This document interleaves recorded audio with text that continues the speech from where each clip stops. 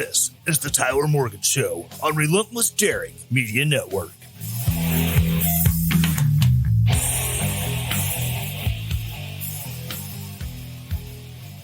Welcome to Land of Bourbon and Bad Decisions. Oh my gosh. Welcome to Land of Bourbon and Bad Decisions. This is Relentless Daring live on twitch.tv/Tyler Morgan Show. If you're checking this out on podcast, feel free at any time, if you are available on a Saturday night, jump up here on Twitch, hang out with me. You can look at my whiskey in the background. You can watch whoever's recording in the background. Either or, I really don't care. Just have a good time. Come hang out. It'll be fun. Now, according to my new podcast platform, I am not allowed to engage in paid advertisements for products or to incorporate my own ads into the show. But that does not stop me from telling you about great coffee as long as I'm not getting paid for it. What's up, Kim? I see you hanging out there in the chat room. As I said, I can't get paid to tell you about coffee. I can't get paid to tell you about how American Pride Roasters is the best coffee that I have ever had. I can't get paid to tell you that if you are looking for a great, bold blend of coffee, I would be remiss if I didn't suggest, because I'm not getting paid for this, I would be remiss if I did not suggest to you that you try the Roosevelt blend. The Teddy Roosevelt blend, to be precise, is a bold blend of Brazilian beans that just, the acidity is low, so it's nice and smooth. It doesn't bite back when you drink it. Just like I said, it's one of my favorites. It's up there with the Frederick Douglass and the Thomas Paine Age of Reason that I am currently working my way through right now. Please check it out. American Pride Roasters, they have such great blends of coffee, many of them named after historical figures, some named after goofballs over at that wonderful place known as Mojo 50.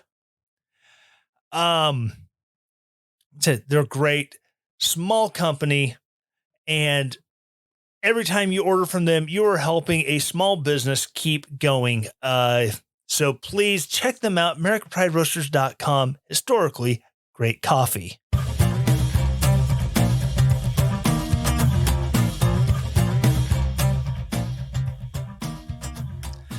All right. So before I get into the insanity from this week, let me tell you, the last 48 hours have been mind-blowing. I just so much.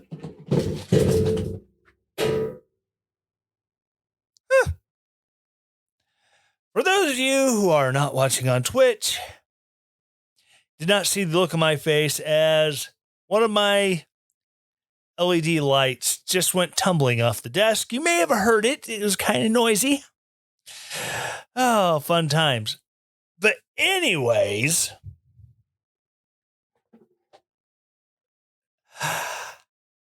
so insanity of this week. The first thing I gotta say is apparently Republicans hate veterans. Yes, that's right. We GOPers, we constitutional people, we lovers of freedom, we hate our veterans. Yes, that's right. Why is that? Well, because earlier this summer, the Honor Our PACT Act was passed in the Senate and sent to the House for consideration. While in the House, the funding mechanism was changed from mandatory spending, or was changed, I get that backwards, switched from discretionary spending to mandatory spending. I know. Well, what does this all mean? What does this all mean? Okay. Mandatory spending is every year when the budget's renewed, if we actually had a budget,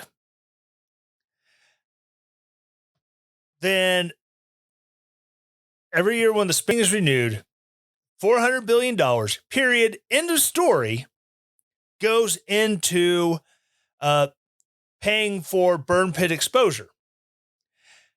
You add to it that a lot of stuff was added in that includes illnesses that may or may not be directly linked to burn pit exposures.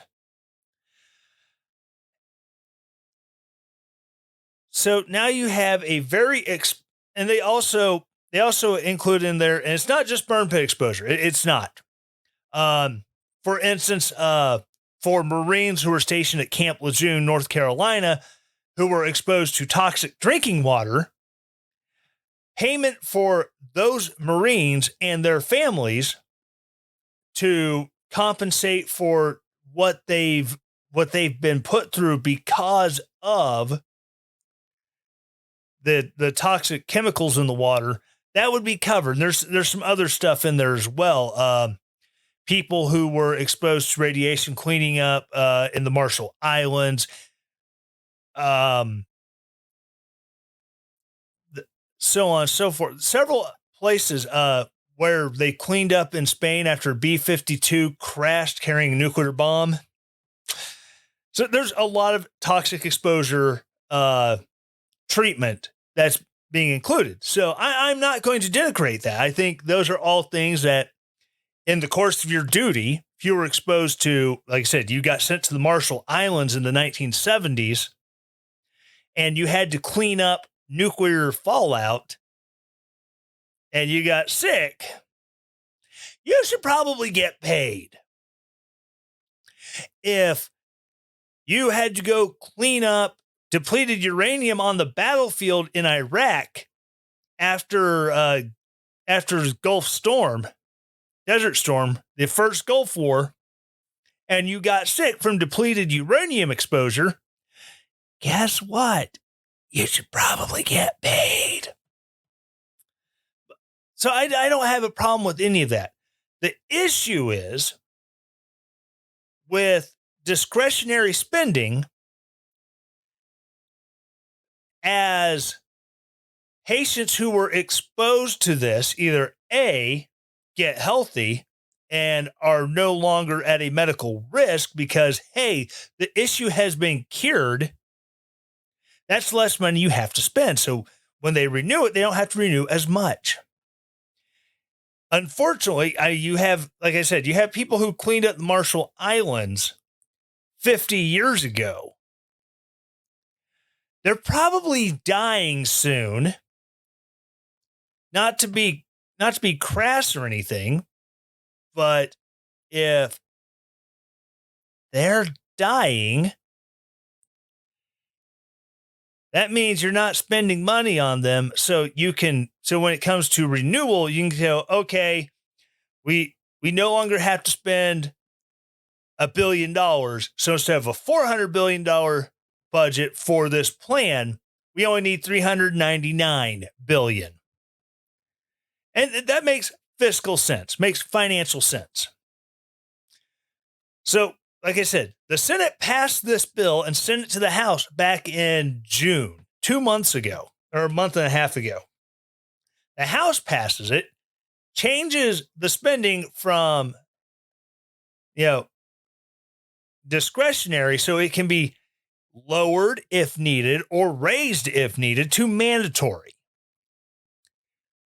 So regardless of how much actually needs to be spent, we have veterans who will get shortchanged because they don't have the budget for it events as a possibility, or you'll end up with a surplus of already appropriated money. Now, Congress loves money that's already been appropriated. It's already on the books that we've agreed to spend this, but we're just not spending it on this now. We have this extra money that can go here, there, everywhere else. We just have to reallocate it.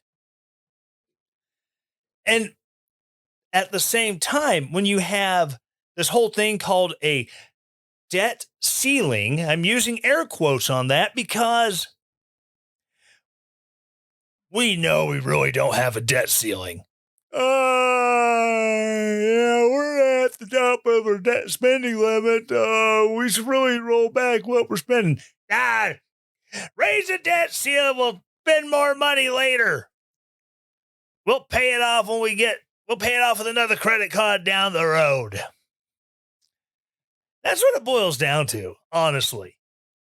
So with mandatory spending, they're not, they're not hampered by the debt ceiling because, hey, we have to spend the money. It's mandatory. Whereas the discretionary spending, well, since that's $400 billion of discretionary spending that is now available, that's $400 billion we can put to something else. Well, I've seen from one of my veteran friends that this is a horrible hill for Republicans to die on. Oh, this is a heck of a time to pretend to be, fiscally responsible. Yeah, but at the same time, imagine how it would look if they voted for this, and then it's like, well, that's spending we didn't have. How could you support that? It was a lose-lose situation for Republicans, honestly. And I think the worst thing about all of this, has to be the fact that veterans just suddenly became political pawns for the Democrats, who historically have never really been fans of veterans. Weird how that happens. All of a sudden, oh my gosh, the people we've never really cared about before, we got to take care of them. How dare they? Don't mind me. Was not prepared because I got caught up doing other stuff. So a little yummy for the show. There's your whiskey pour for the ASMR. But now, like I said, you now have people freaking out that, the Republicans, this is America first. And I got to try to get to Jon Stewart here. And I'm going to say, as far as Jon Stewart goes, he came out and he kind of went nuclear about Democrats, or about Republicans doing this. And I'm going to say that I appreciate his activism. Jon Stewart has done amazing things to make sure our troops are taken care of. He has done amazing things to honor the sacrifice of those who died on 9/11. He has done amazing things to get those people who were sickened by the concrete dust and all the other horrible, noxious chemicals released from the World Trade Center collapse. And those people who got sick and cancer and all these other illnesses working at Ground Zero. Jon Stewart has been amazing, and I'm going to give him all the credit in the world for what he has done. But he went off because apparently we're no longer America first. And I want to play this. And there is a profanity warning because Jon Stewart, he was pissed, rightfully so, but I think for the wrong reasons.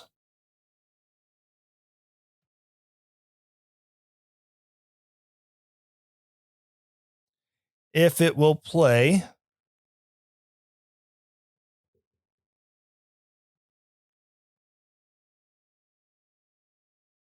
Huh.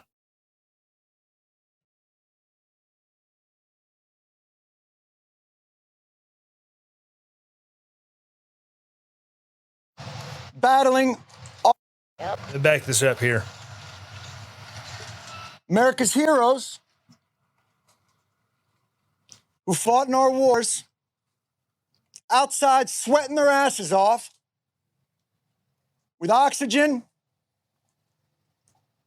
battling all kinds of ailments, while these motherfuckers sit in the air conditioning, walled off from any of it.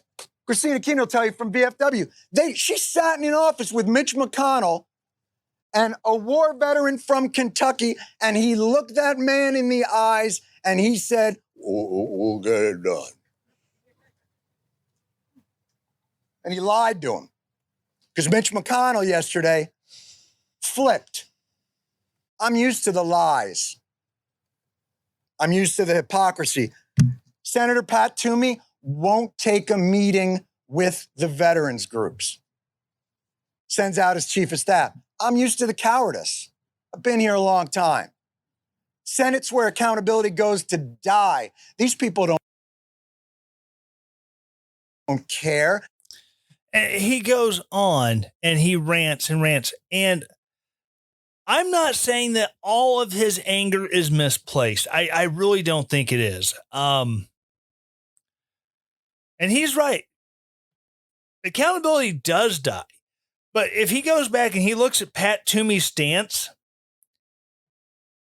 I mean, Pat Toomey he didn't vote for it in June. If that tells you about anything, apparently he had issues with it a month ago. But that doesn't mean they don't care about veterans. They want to make sure that this money that is going to go towards this, towards people like me who, I don't know how many nights on tower guard in Afghanistan, I had the smoke from our incinerator coming right into my tower for 6-8 hours.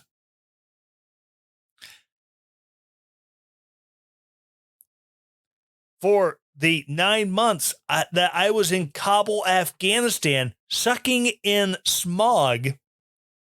And then during the wintertime, when there was burning tires and other god-awful things that people burned to heat their homes outside that airport. And I was breathing that in. You ever do a 2-mile run for a physical fitness test at 6,000 feet of elevation in smog? It hurts. It's very painful all the way to the bottom of your lungs. Listen, I'm not going to be mad at Jon Stewart for where his anger is levied. He wants to just level it all at Republicans. And okay, that is kind of where his default setting is. My question is, why isn't he bringing up the Democrats who want to play funding games? Why not look at both of them and go, hey, pull your heads out of your fourth point of contact and take care of our troops. If it's a funding issue, work it out. Our troops don't deserve to sit and suffer. Guys who have cancer from sucking in those fumes don't deserve to be told, oh, that's not service related, sorry.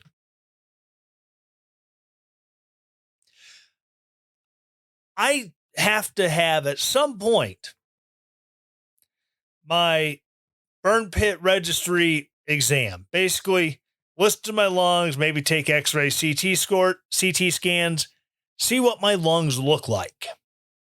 It's very important they do this. But right now, I don't even know if it's even worth it, because what if there is something? What if they determine the 40 caliber size hunk of calcified granuloma that's in my right lung is somehow as a result of being exposed to this garbage? Like, it did lung damage, and then instead of it getting infected, it created the granuloma that then started encapsulating itself in calcium. So now I've got like I said, a 40 caliber sized hunk of stuff just growing in my chest. And then to be turned around, VFW has come out. No, the Republicans are bad. Well, the Republicans supported it before they changed the funding source. I even tweeted at the VFW, the national headquarters, that's like, hey, if you're going to be playing this game, you're going to be turning around and making your members, like me, a lifetime member. You're going to use me as a political pawn? Well, maybe I should rethink my membership. Do I really need to be a member of a veterans advocacy organization that they're not going to advocate for me? They're going to use me. They're going to put me up as a prop. Oh, look at this guy. He's suffering so badly. We need to take care of him. Wait, what? No, I'm not suffering. Why are you using me like that? Because we said so. Look at you. You're suffering. You do funny voices. Apparently your brain's not right, so you're suffering. I don't need a white knight. I don't need some group to come in with this whole idea that, well, he can't take care of himself, so we have to do it for him. I don't need that. I don't want that. Veterans across the country don't want to be used as pawns.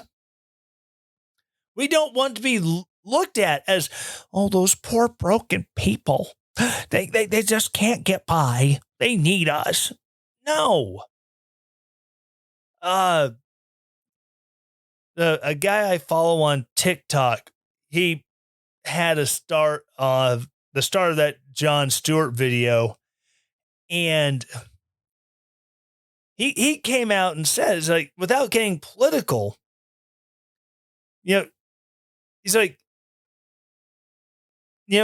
veterans don't want to be, used as a political cannon fodder for one side to attack the other.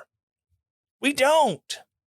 I don't want Republicans to hold me up and go, oh, look at this guy. We love this guy, and this guy we're going to take care of, and you guys suck because you hate it. I don't want that.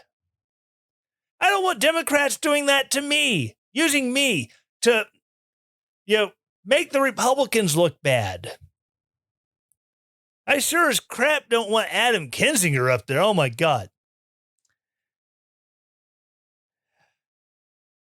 There's a term that's been floating around the TikTok verse, especially the vet talk community, the mill talk community, about vet bro. If you are using your service to denigrate those who haven't served, you are a vet bro. If you're using your service to denigrate the character of service of another veteran, you are a vet bro. And I could get accused of being a vet bro myself because I have been hitting back at Adam Kinzinger. Because Kinzinger has been going off on Matt Gaetz, basically putting up pictures of him in his flight suit to make the point that he's better than Gates because Gates didn't serve in the military and Kinzinger is currently in the Air National Guard. Now, I'm not going to say anything about him being a weekend warrior pilot. I myself was a weekend warrior mechanic for 8.5 years before going active duty.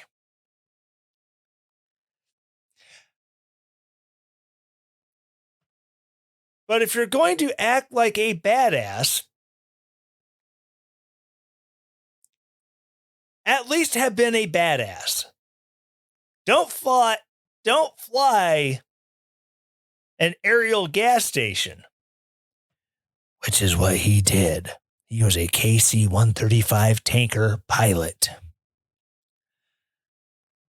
Don't fly an aerial gas station and act like that makes you King Turd of Crap Mountain, because it doesn't.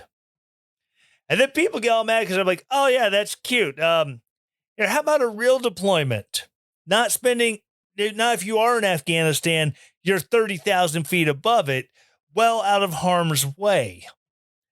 Or if you're stationed in Afghanistan, you were at, Kandahar Airfield, Bagram Airfield, possibly Mez. Running air refueling ops out of there. More than likely it was Kuwait. But I digress. So people got mad because I was going, oh, isn't that cute? You in your flight suit and not the combat zone. No. Yeah, people got mad because I had the audacity to tell, you told a congressman that you denigrated his service. Oh my God, how dare you? It's like, he's denigrating that guy's service. He's doing the exact crap that Robert Heinlein railed against through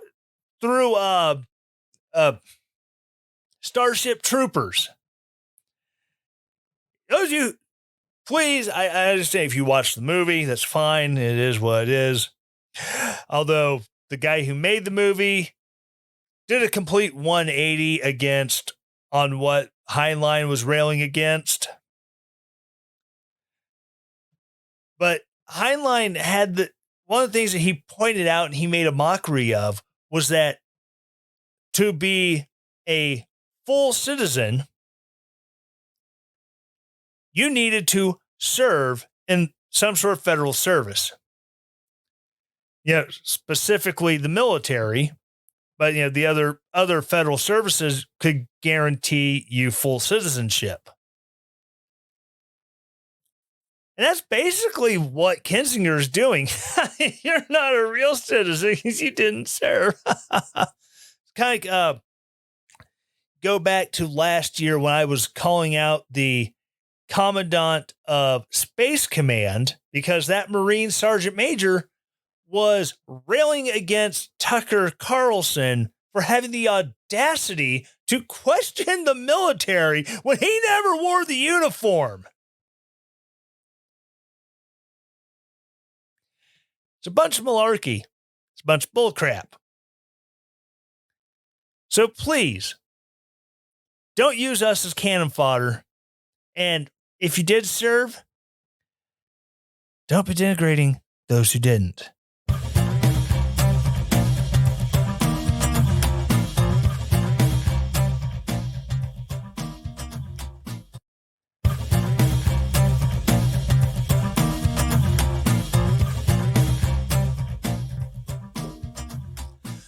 Alrighty, so now that I spent the whole first half hour on that, I don't really know where to go. I have some stuff I wanted to talk about. I guess I really do need to talk about this gun bill that went through Congress yesterday. With the help of this calls moderate Republicans, I call them cowards. House Democrats passed the assault weapons ban with GOP. See, blah, blah, blah, blah, blah. I'm having a full glass of whiskey into this, and I can't even talk. House Democrats passed assault weapons ban with GOP support after moderates get cold feet. House Representatives passed legislation on Friday that would ban most semi-automatic weapons currently in use in the U.S., including AR-15s. Forget the Heller decision said that, if it's in common use, you really can't ban it. So we'll see how quickly SCOTUS slaps this around, going, I don't think so, Scooter. It's unconstitutional per Heller. Go away. Denied. No, you look like an idiot. The Assault Weapons Ban of 2021 Act, first introduced by Democratic Rhode Island Representative David Cicilline, that wonderful, outstanding excuse of a human being, would ban semi-automatic weapons that contain a magazine.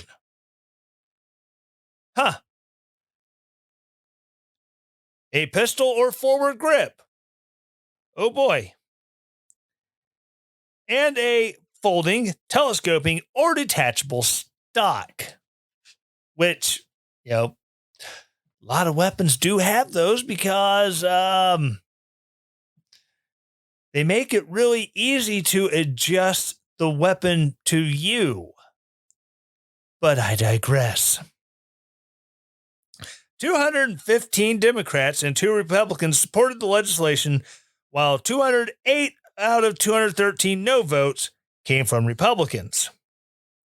So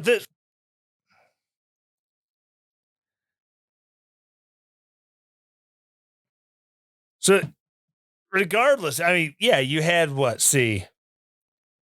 5 Democrats that voted no or didn't vote at all. So there was actually an opportunity. Republicans could have defeated it.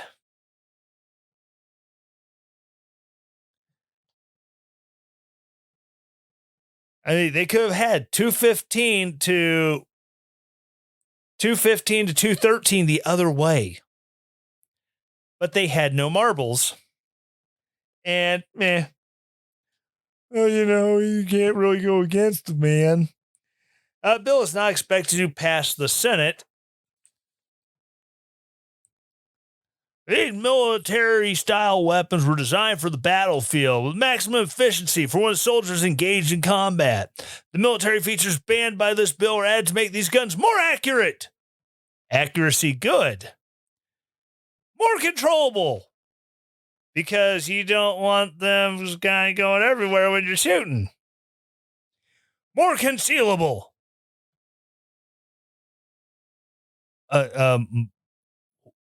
What? And more deadly. Cicilline said in a floor speech urging colleagues to support the regulation. House Judiciary Committee Chairman Gerald Nadler of New York. Oh, Tits Nadler. Say that because, that's where he wears his waistline. Jerry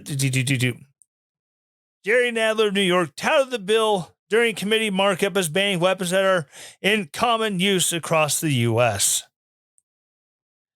The problem is that they're in common use, he said during an exchange with Republican North Carolina Representative Dan Bishop.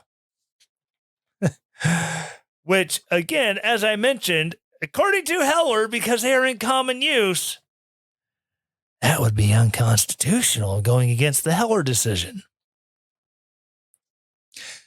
New York Representative Chris Jacobs, one of 2 Republicans to support the bill, said shortly after the Buffalo, New York mass shooting, he would support an assault weapons ban. He announced his retirement 1 week later. Yeah. In the few red areas in New York, you're going to come out and go, I'm going to support this. By the way, I'm not running for re-election, so you can't primary me. You can't throw me out because it's really, really, really easy to stand up for something when you have no consequences for it. Kind of like Roy Blunt here in Missouri. I'm not running for re-election in 2024. So I'm going to support all this garbage coming from the Democrats because I don't have to pay any consequences for not representing the people of Missouri. For years, Democrats told us, we're not coming for your guns. Yes, they are. The Second Amendment is as clear as possible. That's their beef. The Second Amendment says the right to keep and bear arms shall not be infringed, but they don't care. Republican Ohio Representative Jim Jordan said in the floor speech, they don't care about they don't care. Oh boy. I'm sure this is based off a transcript, but that doesn't make it any easier to read. They don't care about that fundamental liberty law-abiding citizens in this country enjoy, and they're coming for your firearms. It's, yeah. I mean, even Beto O'Rourke said it. Hell yes, we're coming for your guns. Or hell yes, we're coming for your AR-15s.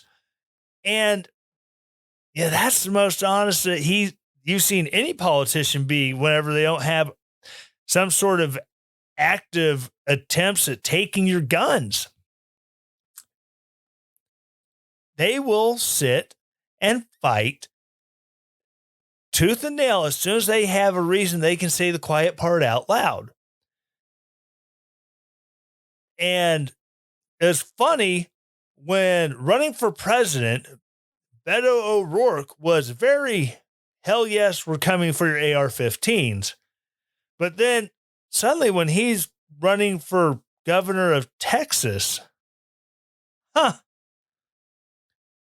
I'm not coming for your gun. Oh my God, why would you say such a horrible, horrible thing?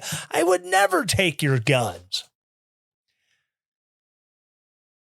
It's nuts. It's insane. It's asinine that they think they can just keep gaslighting us that, oh, well, we're not doing that. And the whole idea that a collapsible buttstock makes an AR-15 more concealable. No. David Cicilline is an idiot. I mean, categorically speaking, he is a bigger banana head. Damn, the man saved the empire. And it's that he can come up on the floor and he can say things that are, I'm not going to say they're blatantly wrong, but if he wants a weapon that is less accurate and less controllable,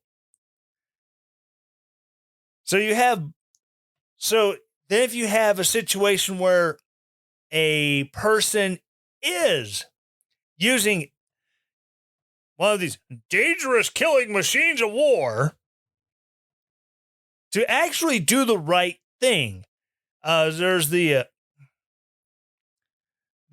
shooting in Texas a couple years ago where the NRA instructor with an AR-15 shot the guy who shot up the church because, that's where his ex's family went to church. And he should have never been allowed to legally buy a gun, but that's a whole nother story because the Air Force failed.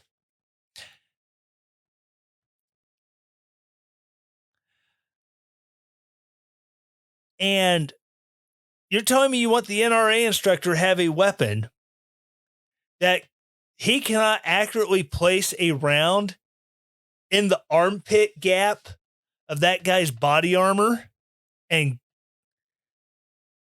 mortally wound him?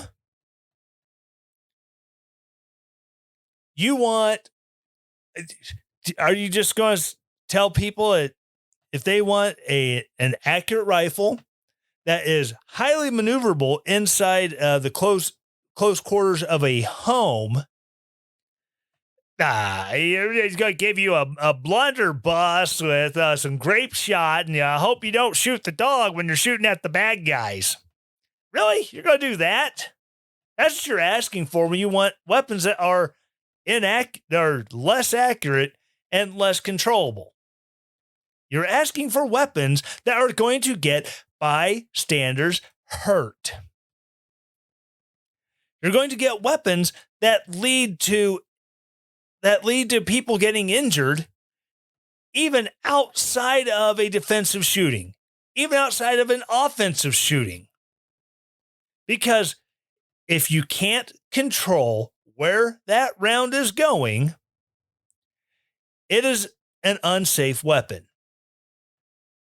Doesn't matter who's handling it. It could be the world's greatest sniper.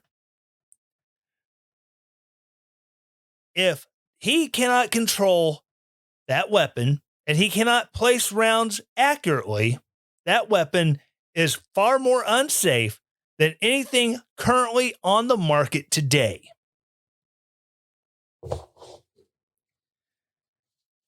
All right, I was going to talk about Joey B being all mad that we've basically forgotten that wonderful $8,000 bribe. Not a bribe. Not a bribe. Not a bribe.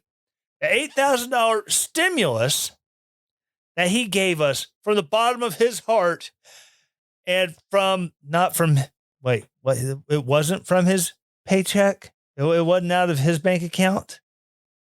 It was printed by the Fed. It's not actually backed by, oh, shoot. Okay, so Joey's mad that we've forgotten about how great all that money was that he gave us that was magically printed out of thin air with nothing to buy it. Yeah, Joey. Might want to stop think about that for a second. So I'm going to go my last little bit of insanity for the night before I hop off here. Ana Navarro is mad. I mean, we already know Ana Navarro is mad because she's mad about everything.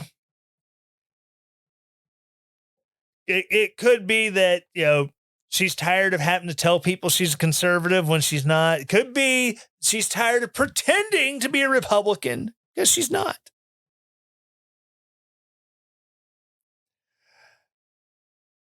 But now she's mad that Ron DeSantis is... I don't know if I get through this story. It's just so sad. She's mad that Ron DeSantis is going after drag queens. Oh, it's so sad.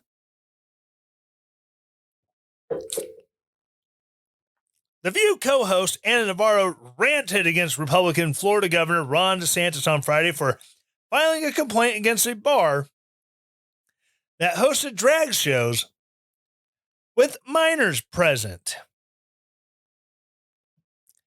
I'm sorry if last time I checked, if I went to the city park in a thong and started shaking what I've got at the little children, I would probably be in jail. So apparently if I go to my local neighborhood drinking establishment, charge an overhead and do the same and put on a bra as well as a thong and shake what I've got at little kids, that's cool, according to Ana Navarro. According to a lot of people on the left. I should be allowed to do that because, well, it's just entertainment. Well, it was just entertainment at the city park. But no, you get all your panties in a twist and had me hauled off for shaking my thing at the children. Navarro claimed DeSantis is attempting to portray LGBTQ. Now they reorganized the letters. I was just like Steve Dace, the Rainbow Jihad.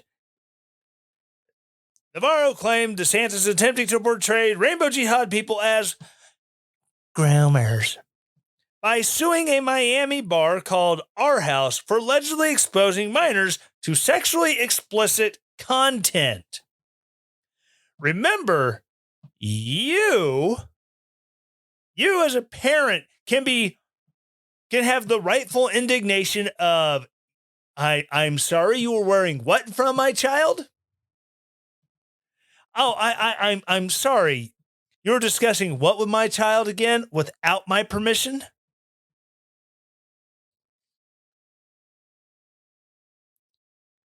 No.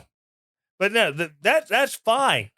But if you're if you're in the government and you discuss this, and you want to try to rectify situation, you want to punish people for doing this to children, well, that's just a bridge too far, my friend. You can't go there. You're not allowed to be mad at them for doing that. Really? Last I checked, I should be allowed to go after people who are exposing themselves to children and engaging in sexually explicit acts in front of children.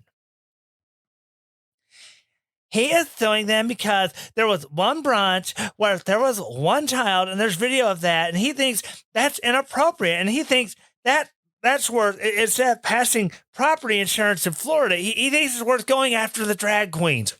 Yeah. Because last I checked, if there was a luncheon and I took my child to the local titty bar, I would probably be in some sort of trouble.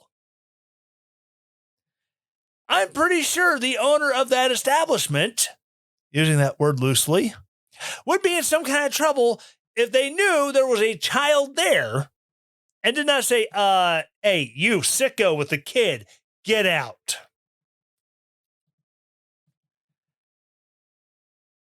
It's insanity. Actor and singer Billy Porter, who joined the panel Friday as a guest, said conservatives are pushing back against drag queens and the rainbow jihad community because, quote, the change has already happened.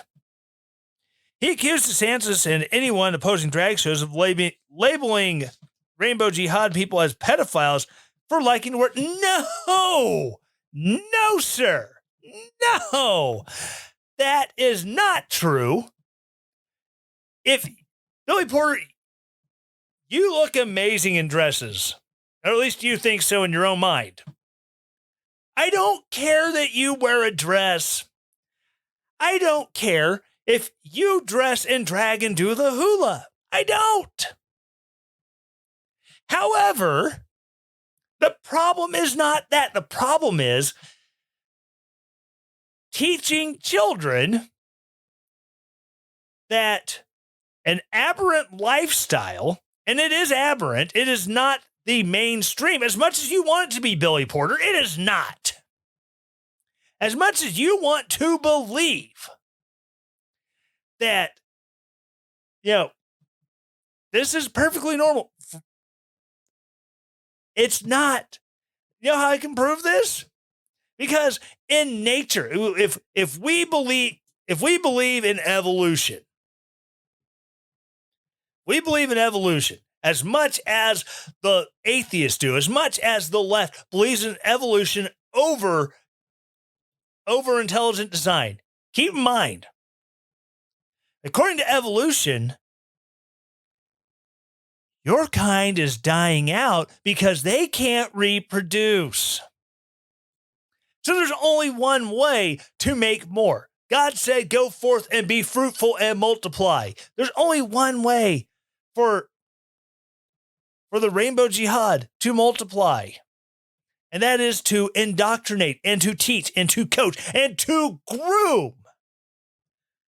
To groom others to be like them. Does not matter if they're 4, doesn't matter if they're 8, doesn't matter if they're 32. If you are slowly exposing children or any other person to a lifestyle or to a concept and slowly build them into participating into said concept, it does not matter if it is a cult. It doesn't matter if it's gay sex. It doesn't matter if it's snake handling. I don't care.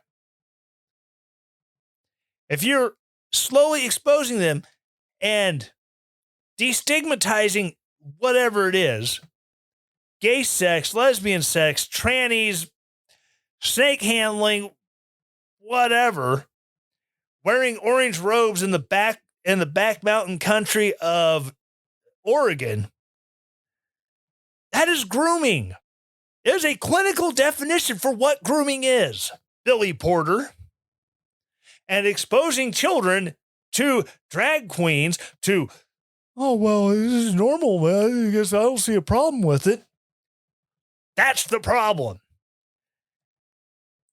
Adult men and women participating in acts that I don't agree with, that I'm not attracted to, in the privacy of their bedroom, that is on them.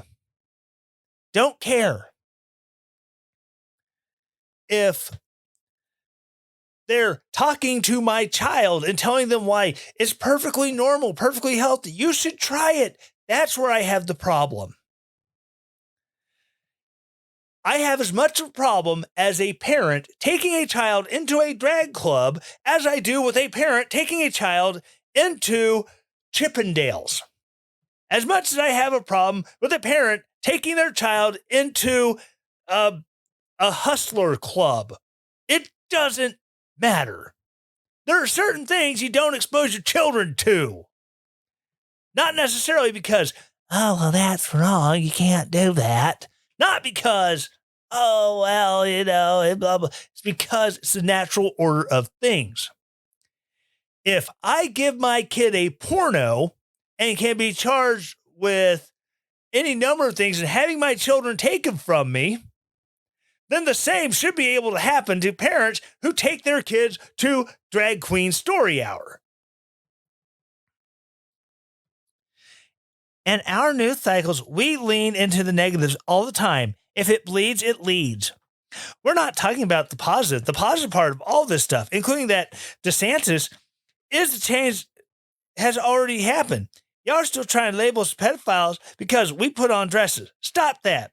There's a direct line with these people. I don't even like children. Good for you, but no one's just saying you're doing anything. However, when you go on a remake of Cinderella and you, the black guy in a dress, are playing the fairy godmother, which I find that absolutely hilarious, a gay guy in a dress playing a fairy godmother. I'll let that one sink in there for a second. You labeled yourself with the pejorative, dummy. But no one is saying what you do in the privacy of your home, or what you do on Broadway, what you do on the red carpet for the Oscars. No one's saying is you're doing anything. The problem is when you have the activists who are training up children to participate. That's the problem, Billy Porter. Florida governor condemned the exposure of children to drag queens during a Thursday press conference. Having kids involved is wrong. That is not consistent with our law and policy in the state of Florida, and it is a disturbing trend in our society to try and to sexualize these young people. That is not the way you look out for our children. You protect children. You do not expose them to things that are inappropriate. Republican Florida State Representative Anthony Sabatini announced his plan to introduce legislation banning drag shows for children in early June. The legislation, if passed, would make it a felony for an adult to bring a child to a sexually themed drag show and would allow authorities to interfere and take away parental rights if these violations occur. I agree. I just want my child to be cultured. Okay, there are ways you can do that without having them, get a lap dance and put dollar bills in a dude's thong. Just saying. Republican Texas State Representative Brian Slayton announced similar plans to ban drag shows for minors after a family-friendly drag show video went viral showing a drag queen with a sign behind him that read, "It's not gonna lick itself." Drag Queen Story Hour events have become prominent in schools and libraries to teach young children about gender fluidity. The program captures the imagination and play of the gender fluidity of children and gives kids glamorous, positive, and unabashedly queer role models. But remember, you're David French. Drag Queen Story Hour is a blessing of liberty. Children have also been exposed to sexually explicit drag shows out in public, seemingly by parental consent. A California middle school subjected students to a drag queen by the name of Nicole Jizz, who danced in front of the children. Yeah. It's insanity. I don't know where our world is heading. Our country is rapidly going down the tubes, and there's nothing we can do about it, it feels. All I can say is keep up the good fight. If you have a voice, please use it. I beg of you, use your voice to make sure what's going on in the world is not going to be dragging the rest of it down. Find your feet and stand up. That's going to wrap it up for the show this week. Again, thank you so very much to Kim, who's hanging out all by her lonesome there in the chat room. I don't know why no one else wanted to come on tonight. Could be that it's 10 o'clock at night and people are in bed. I don't know. I'm just doing the best I can here. Again, be sure to check out patreon.com/Tyler Morgan Show for bonus content. If you subscribe minimum subscription of $5 a month, you get access to ad-free episodes. I'm going to start making sure these episodes go up. Post them twice. Once ad-free for for all the wonderful folks there on Patreon, and then also have the regular. Hopefully, start getting ads and ad revenue and stuff coming in for all of you who aren't nice enough to subscribe on Patreon. It's okay. I still love you, I guess. Also on Patreon, you can also get the bonus content, the extra shots. Get those. This week, I took a look at DOJ announcing that there's a Russian who spent 8 years over the course of 3 different presidential administrations influencing local elections, as well as funding a Marxist racial identity group. So that's a little fun 15-minute jaunt if you are subscribing. You want to check out the extra shots there on Patreon. Again, thank you so much for listening. You are subscribed to the podcast. I ask you to do 4 things, say 4 things every week. Number 1, please subscribe. That way you get notification every week that, hey, Tyler Morgan Show just put up a new episode. Number 2, please rate it 5 stars.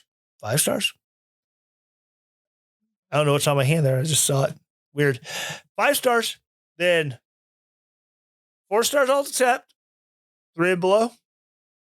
3 and below, we need to have a conversation. Okay? Just hit me up. DM me at Tyler Produces on Twitter. We will talk. We'll discuss it.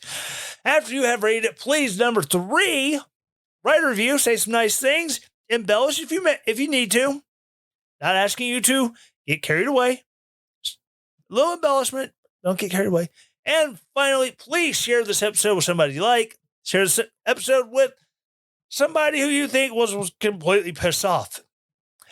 I don't care. I will be a tool for your angering of your liberal friends.